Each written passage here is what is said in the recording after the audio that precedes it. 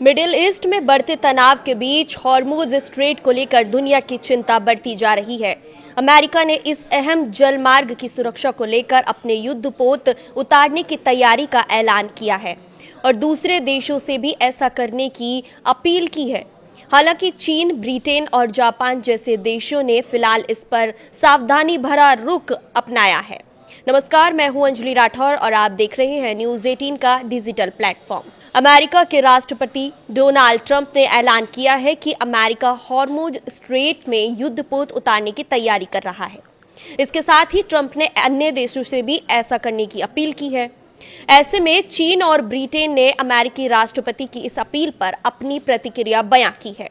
चीन और ब्रिटेन दोनों ही देशों में से किसी ने भी इस बात की पुष्टि नहीं की है कि वे स्ट्रेट में वॉरशिप भेज रहे हैं या नहीं। वहीं जापान भी इससे पीछे हटता हुआ दिखाई दे रहा है। इसके अलावा चीन ने शांति और संवाद पर जोर दिया है। चीनी दूतावास के जो प्रवक्ता हैं, उन्होंने कहा है कि चीन मिडिल ईस्ट के देशों का सच्चा दोस्त और रणनीतिक साझेदार है। उन्होंने ये कहा है कि क्षेत्र में स्थिरता बनाए रखने के लिए सभी पक्षों के बीच की बातचीत जरूरी है। चीन लड़ाई में शामिल पक्षों और अन्य संबंधित देशों के साथ संवाद को और मजबूत करता रहेगा। प्रवक्ता ने इस बात पर जोर दिया है कि चीन तनाव कम करने और क्षेत्र में शांति बहाल करने के लिए भूमिका निभाने को तैयार है। इसी बीच हॉर्मुज स्ट्रेट को लेकर अंतर्राष्ट्रीय स्तर पर चिंता बढ़ गई है।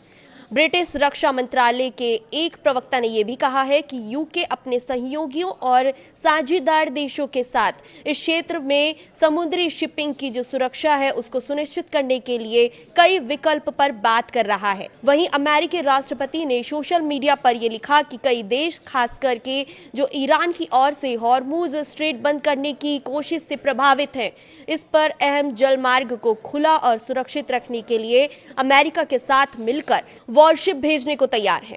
उन्होंने ये भी कहा है कि ईरान की सैन्य क्षमता को कमजोर किया जा चुका है, लेकिन खतरा अभी भी पूरी तरह से खत्म नहीं हुआ है।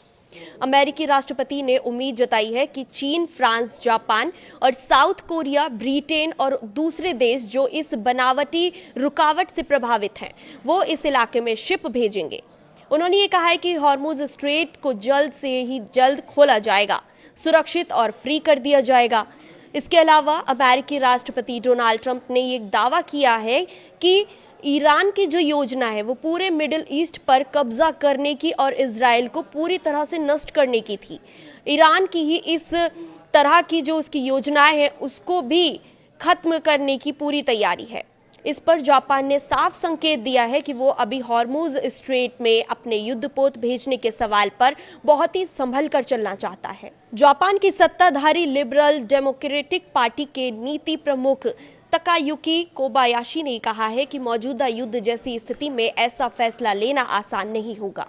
अगर आसान शब्दों में समझे तो भले ही ट्रंप ने जापान का नाम लेकर उम्मीद तो जता दी है, लेकिन टोक्यो अभी भी तुरंत नौसैनिक दखल के मूड में दिखाई नहीं दे रहा है। कैसी लगी हमारी रिपोर्ट, हमें कमेंट करके जरूर बताइएगा।